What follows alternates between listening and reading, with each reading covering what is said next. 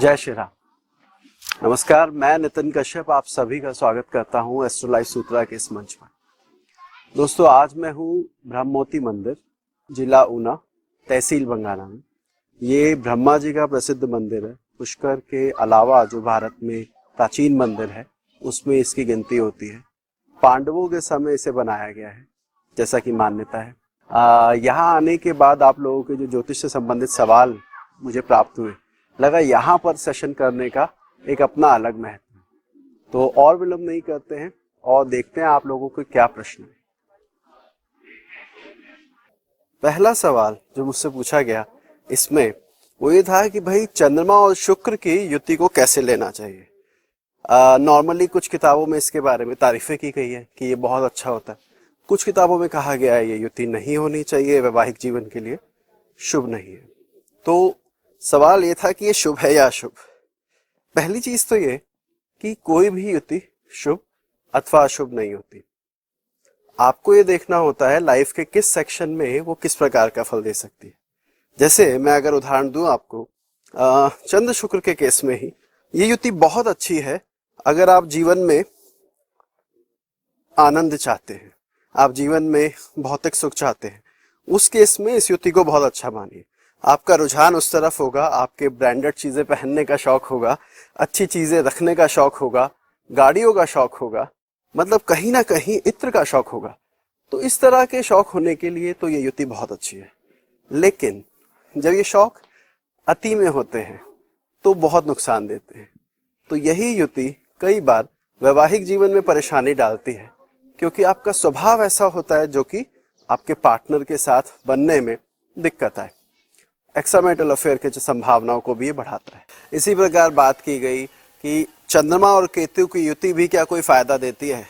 देखिए, अगर आप आध्यात्मिक उन्नति चाहते हैं, आप सन्यासी बनना चाहते हैं, आप परमात्मा को पाना चाहते हैं, उन केसेस में चंद्र केतु की युति को विशेष लाभकारी बताया गया। तो किसी भी युति को अच्छा या बुरा कहने वाले हम कौन होते हैं? हमारे पिछले जन्मों के कर्मों के आधार पर हमें इस प्रकार की कुंडली मिली है कि इस लाइफ में हम भौतिक सुखों के पीछे जाए या अध्यात्म के पीछे। और जब हम गलत डायरेक्शन चुनते हैं जो हमारी कुंडली से मैच नहीं खाती, तब हमें ज्यादा प्रयास करना पड़ता है, तब हमें फल नहीं मिलता। इसी प्रकार अब बात करेंगे अस्त ग्रहों के बारे में। एक सवाल आया, मैं आपको नाम ही पढ़कर बताता हूं। ये सवाल था प्रगति भटनागर जी का।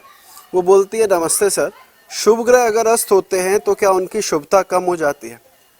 देखिए प्रगति, जब आप शुभ शब्द इस्तेमाल करते हैं तो पहला सवाल ये उठता है कि शुभ क्या, नैसर्गिक शुभ या तात्कालिक शुभ।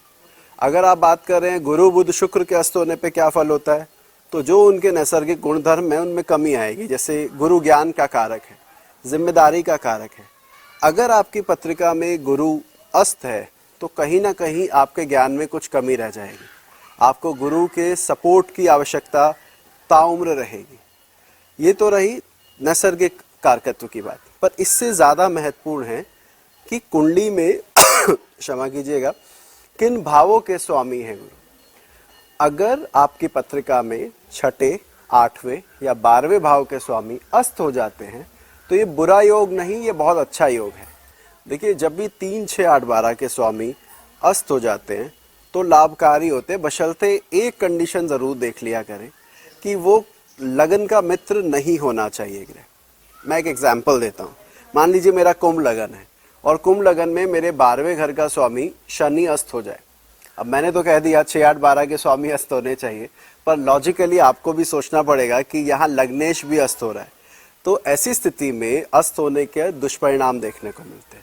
सेम केस फॉर मिथुन लग्न। अगर मिथुन लग्न में शुक्र अस्त हो जाए जो कि 12वें का स्वामी है, तो हमें ये भी नहीं भूलना चाहिए कि हमारे संतान सुख भी उसी शुक्र से देखा जाता है। अगर वो अस्त हो गया तो कहीं ना कहीं संतान प्राप्ति में भी बाधा के योग है। तो कुल मिला के अस्त ग्रहों को इतनी एक सीधी तरह से, ऐसा मैं कहूँगा जनरल रूल आप अप्लाई नहीं कर सकते। आपको देखना पड़ेगा कि कुंडली में वो किन भावों का स्वामी है। उसके आधार पर अगर आप अस्त ग्रह की बात करेंगे तो वो विशेष लाभकारी रहेगा। अब अगले सवाल को लेते हैं, देखते हैं आप लोगों ने क्या पूछा। अगला प्रश्न आया सूर्यकांत गिरी जी का।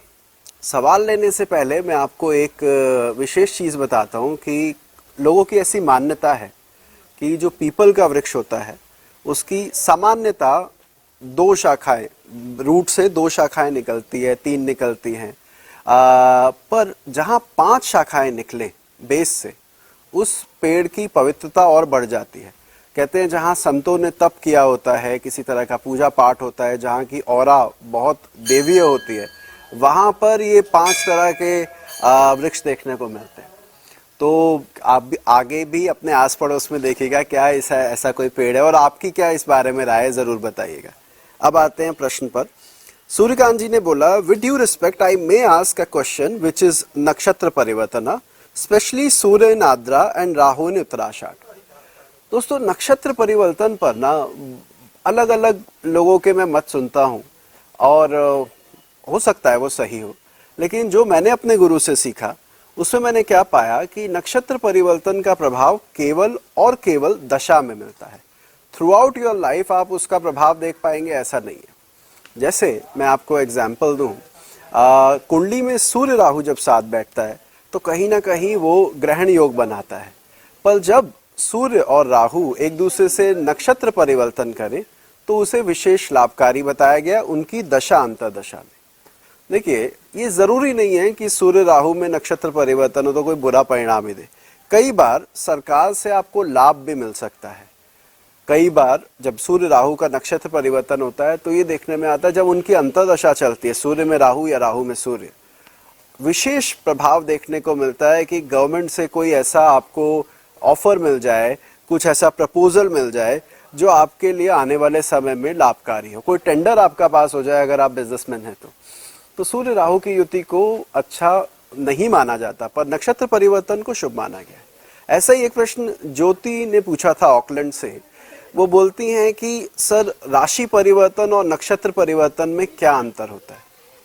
वैसे तो इस पर एक डिटेल वीडियो मेरा बनाने का बहुत दिनों से मन है, जब भी समय मिलेगा इसको कवर करेंगे विद एग्जाम्पल चार्ट। अभी मैं सिर्फ इतना कहूँगा कि राशि परिवर्तन थ्रू आउट योर लाइफ आपको अच्छे प्रभाव देता है। जो भी परिवर्तन हुआ है उसकी पॉजिटिविटी आपको फील होगी।